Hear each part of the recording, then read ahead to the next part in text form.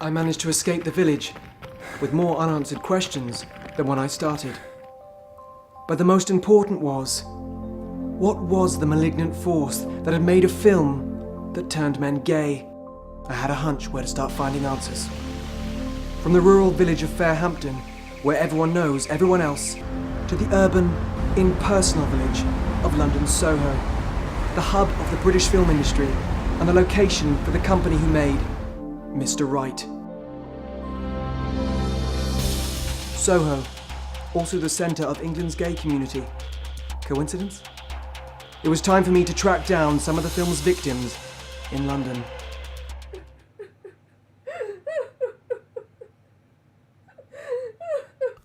We sent someone undercover to a preview. He never came back. Apparently he's moved to Sydney. But still, my bosses wouldn't take it seriously. But then we heard about Faghampton.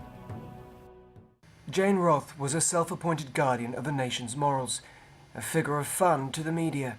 There's no sex, there's no violence, there's hardly any swearing. What's much worse is that none of the male characters dress up as a woman. But is that necessarily bad?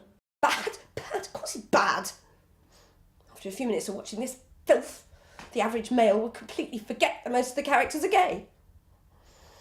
It normalises it in men's brains. The traditional family is at risk. This film must be stopped. But could it be that this time she was right?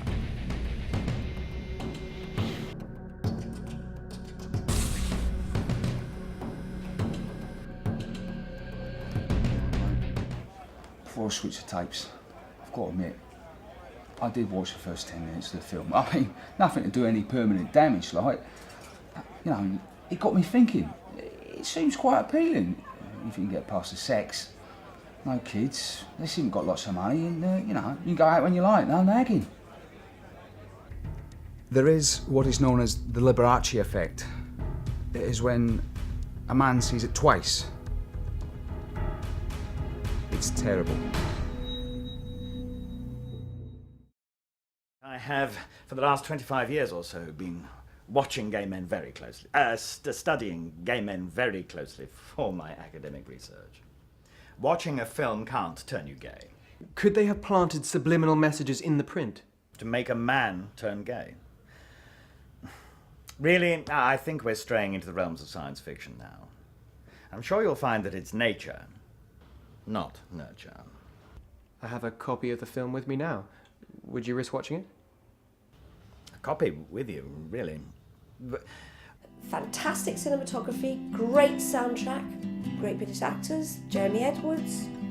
Absolutely marvellous. What a pity it was all about filth. Well, we've all heard about that woman that went on a tropical holiday and got bitten by an insect. Weeks later, the swelling bursts and out come hundreds of baby spiders. Well, that's an urban myth. Being dumped by your boyfriend because he's turned gay isn't. He said he'd always had thoughts about men, but that he had tried to ignore them, tried to see it as a phase, like an adolescent thing that you just want to grow out of. He said... Didn't you have any idea? Any idea? Yeah, it was quite stupid of me, Michael, wasn't it? But in those 3 years that we were going out with each other, I can quite honestly say I didn't know I was going out with Elton fucking John. And he seemed more interested in his journey of self-discovery than me. It's important that you know that it was you who gave me the confidence to be who I really am. Because before we met, I was so confused and unsure of my feelings. It's only through going out with you that I now know that I'm gay. What I'm trying to say is, thanks. I'll never forget you.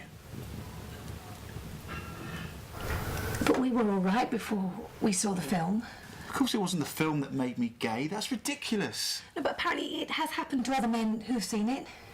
Sally, that's just a story they've invented to promote their crappy movie.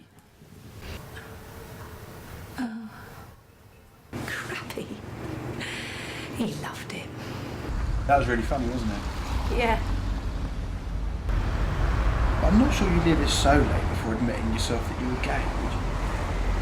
Dunno. I mean, you'd be sure about your sexuality at a younger age, wouldn't you?